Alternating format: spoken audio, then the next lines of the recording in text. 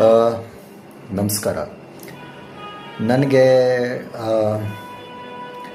10-12 ಜನದಲ್ಲಿ 2 ಇಲ್ಲ 3 ಜನ ನನ್ನ ಮಾತನ್ನ ಕೇಳಿಸ್ಕೊಳ್ತಾರೆ, ಅರ್ಥ ಮಾಡ್ಕೊಳ್ತಾರೆ ಅಂತ ಗೊತ್ತು. ಆದರೂ 12 ಜನಕ್ಕೆ ಒಂದು ಸಲನಾದರೂ ಮಾತಾಡಬೇಕು. ಕೆಲವು ಸಲ ಏನಾಗತ್ತೆ, ಆವಾಗ ಅವರಿಗೆ ಏನೂ ಅಷ್ಟು ಅನಿಸಲ್ಲ ನನ್ನ ಮಾತು ಕೇಳಿ. ಆಮೇಲೆ ಯಾವಾಗಲಾದ್ರು ಯೋಚನೆ ಮಾಡಿದಾಗ ಹೌದಲ್ಲ, ಈ ಥರನೂ ಯೋಚನೆ ಮಾಡ್ಬೋದಲ್ಲ ಅಂತ ಅನಿಸತ್ತೆ. ಸೊ ಏನೇ ಆದರೂ ಯಾವುದೇ ಹೊಸ ವಿಚಾರ ಆದರೂ ಫಸ್ಟು ಯಾರು ಒಬ್ಬರು ಹೇಳಿದ್ದನ್ನು ಕೇಳಿಸ್ಕೊಬೇಕು. ಇಲ್ಲ ನಾವೇ ಎಲ್ಲಾದರೂ ಒಂದು ಆರ್ಟಿಕಲ್ ಓದೋದು, ಇಲ್ಲ ಯಾವುದಾದ್ರು ಒಂದು ವಿಡಿಯೋ ನೋಡೋದು, ಹೊಸ ವಿಚಾರಗಳು ಯಾವ ಥರ ಗೊತ್ತಾಗತ್ತೆ. ಹಾಗೆ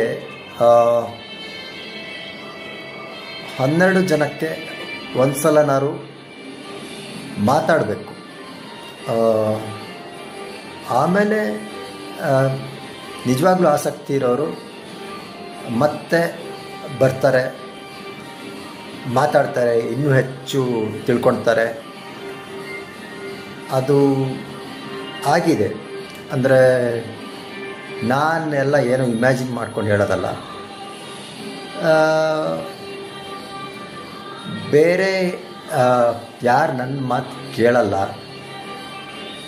ಅವ್ರು ಬೇರೆ ಯಾವ್ದಾದ್ರು ಧರ್ಮಗುರುನೋ ಇಲ್ಲ ಬೇರೆ ಅವ್ರಿಗೆ ಸೆಟ್ ಆಗೋ ಗುರುಗಳ ಮಾತು ಕೇಳ್ತಾರೆ.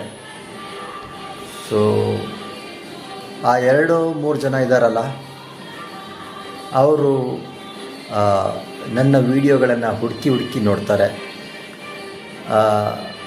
ಕೆಲವರು ನನ್ನ ಎಲ್ಲಿದ್ದೀನಿ ಅಂತ ಬಂದು ಭೇಟಿಯಾಗಿರೋರು ಇದ್ದಾರೆ. ಸೊ ಏನೇ ಆದರೂ ಮಾರ್ಕೆಟ್ ತುಂಬ ದೊಡ್ಡದಿದೆ. ಲಕ್ಷಕ್ಕೆ 3-5 ಜನ ಮನಸ್ಸಿನ ಬಗ್ಗೆ ಸರಿಯಾಗಿ ಮಾತಾಡೋರಿದ್ದರೆ, ಅದರಲ್ಲಿ 3-5 ಜನದಲ್ಲಿ ನಾನು ಒಬ್ಬ ಆಗಿದ್ದರೆ ಅದಕ್ಕಿಂತ ಖುಷಿ ಬೇರೆ ಇಲ್ಲ. ಈಗಾಗಲೇ ಒಂದು 10-15 ಸಾವಿರ ಜನ ತಲುಪಿದ್ದೀನಿ. ಮುಂದೆ ನೋಡ.